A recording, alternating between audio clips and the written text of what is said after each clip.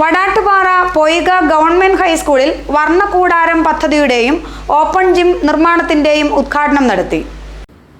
പൊയ്ക government ഹൈസ്കൂളിൽ വർണ്ണകൂടാരം പദ്ധതിയുടെ ഉദ്ഘാടനം ആന്റണി ജോൺ MLA നിർവഹിച്ചു.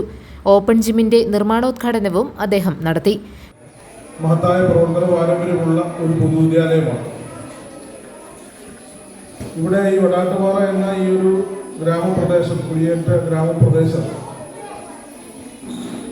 ഈ നാടിൻ്റെ ഇന്ന് കാണുന്ന എല്ലാ മുന്നേറ്റങ്ങളിലും വിദ്യാഭ്യാസ, സാമൂഹ്യ, സാമ്പത്തിക പുരോഗതിയിലെല്ലാം നിർണായക പങ്ക് വഹിച്ച ഒരു പൊതുവിദ്യാലയം കൂടിയാണ്.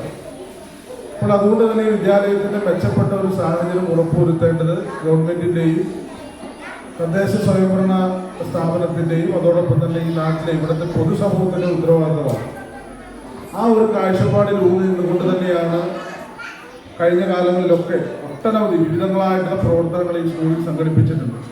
ജില്ലാ പഞ്ചായത്ത് അംഗം KK ദാനി അധ്യക്ഷത വഹിച്ച ചടങ്ങിൽ KS ബിന്ദു, ജെയിംസ് കോറമ്പേൽ, രേഖ രാജു, TP അജിത, ബെന്നി സാമുവൽ, ജോബി ജോസഫ്, ജിഷ അയ്യപ്പദാസ് എന്നിവർ പങ്കെടുത്തു.